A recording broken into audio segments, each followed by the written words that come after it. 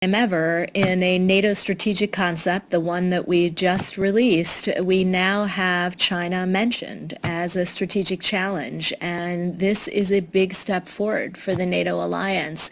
We obviously have spent most of our time in recent months focused on Russia and Russia's war in Ukraine.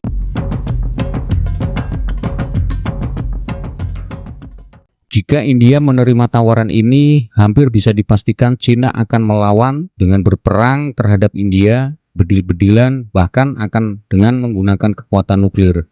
Assalamualaikum warahmatullahi wabarakatuh. Baru-baru ini India menerima tawaran yang mengejutkan dari NATO. Beberapa negara ada yang kagum dan beberapa lainnya itu merasa khawatir. Ini adalah model tawaran yang sama yang pernah diberikan oleh Ukraina. Sampai akhirnya meletuslah perang antara Rusia dan Ukraina. Di posisi ini Ukraina dijadikan umpan oleh Barat. Sekarang model yang sama juga ditawarkan ke India. Kita tahu NATO adalah aliansi militer paling kuat di dunia. Saat ini NATO ingin bergabung dengan India. Pernyataan ini disampaikan oleh diplomat Amerika dan perwakilan tetap Amerika Serikat untuk NATO. Julian Smith, dia mengatakan jika India ingin bergabung NATO, pintu NATO sangat terbuka. Penting untuk dicatat bahwa NATO memberikan tawaran ini pada saat Finlandia menjadi anggota terbaru NATO pada 4 April. Finlandia secara resmi bergabung menjadi anggota terbaru NATO, menjadikan aliansi ini menjadi 31 negara. Sekarang pertanyaannya, apakah India menerima tawaran dari NATO ini atau tidak?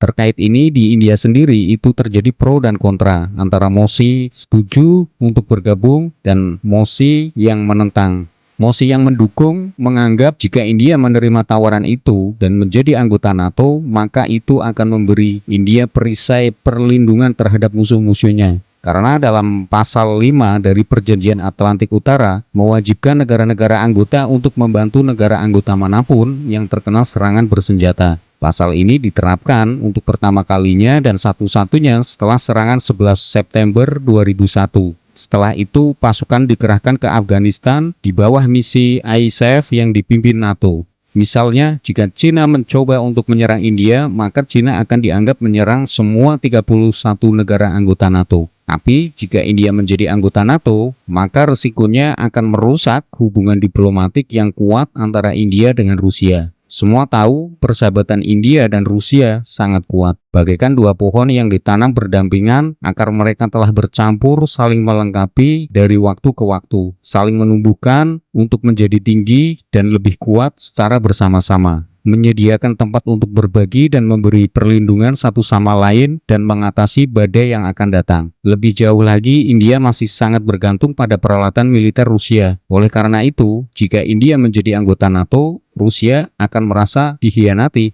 Bahwa ini adalah alasan utama yang mendorong proposal ini adalah fakta bahwa Cina telah sering terlibat dalam sengketa perbatasan skala kecil dengan India. Tetapi perlu kita pahami bahwa poin yang sangat penting, sementara Cina dapat membuat sengketa perbatasan, namun Cina tidak melakukannya untuk melancarkan serangan militer penuh ke India. Kalau alasannya sering terjadinya ketegangan terkait sengketa perbatasan antara Cina dan India, pertanyaannya mengapa Cina tidak mengorbankan perang secara terbuka dengan India? Jadi menurut saya sengketa perbatasan antara Cina dengan India hanya masalah kecil, sama sekali bukan masalah yang besar. Karena bagi India, jika perang itu terjadi antara India dan Cina, pasti perang itu akan terjadi di pegunungan Himalaya sebagai area perbatasan yang sangat tinggi dan dingin. Dan sudah menjadi rahasia umum, tentara India sepenuhnya menguasai battlefield di perbatasan, gunungan tertinggi di dunia Siachen Glacier, sehingga India tidak sedang dalam darurat defense military di perbatasan. Karena Cina tidak sedang mengancam kedaulatan India, berarti mungkin saja Barat memiliki strategi untuk melemahkan Cina. India dijadikan sebagai umpannya, sama seperti Ukraina demi untuk mencapai tujuan Barat. Ever in a NATO strategic concept, the one that we just released, we now have China mentioned as a strategic challenge, and this is a big step forward for the NATO alliance. We obviously have spent most of our time in recent months focused on Russia and Russia's war in Ukraine. Klaim ini mungkin saja benar atau mungkin tidak, tetapi kekuatan diplomatik dan militer India saat ini cukup mampu untuk menghadapi segala bentuk bahaya negaranya, apakah itu dari negara tetangga atau kekuatan barat. Sekarang, jika India memutuskan untuk bergabung menjadi anggota NATO, itu dapat menimbulkan masalah besar bagi India. Karena apa? Karena pasal 5 pada perjanjian NATO, jika negara eksternal itu menyerang anggota NATO, itu akan dianggap sebagai serangan terhadap semua negara anggota. Dan semua negara harus membantu dan wajib untuk datang untuk saling membantu. Sekarang klausul khusus yang ditawarkan NATO akan menyeret India ke dalam semua konflik dan perselisihan yang terjadi di dunia, baik secara langsung maupun tidak langsung, di mana semua ini diprakarsai oleh Amerika Serikat atau 31 negara NATO lainnya yang mungkin belum tentu menguntungkan India. India tidak boleh begitu saja mempercayai Amerika Serikat dan bangsa-bangsa Barat, karena NATO itu adalah organisasi perjanjian Atlantik Utara. India tidak terletak di wilayah Atlantik Utara, yang merupakan wilayah yang dicakup dalam klausul pertahanan kolektif NATO. Terlebih lagi, meskipun negara-negara seperti Australia, Selandia Baru, Jepang, dan Korea Selatan adalah sekutu Amerika, tetapi mereka bukan anggota NATO. Oleh karena itu, ketika klausul tawaran India bergabung menjadi anggota NATO, akan ada potensi perang, karena pasti Cina tidak terima, karena mengancam kedaulatan negaranya. Karena Cina dan India itu berbatasan, seperti awal perang antara Rusia dan Ukraina. Jika ada seseorang yang mengatakan bergabung NATO akan memberi akses teknologi dan senjata militer yang canggih, perlu dicatat bahwa keanggotaan dalam aliansi ini tidak secara otomatis, berarti tidak semuanya akan diberikan secara gratis. Pembayaran akan diminta dan negara harus membayarnya, dan juga akan ada batasan tentang kapan dan bagaimana menggunakan teknologi tersebut. Hal ini akan mengakibatkan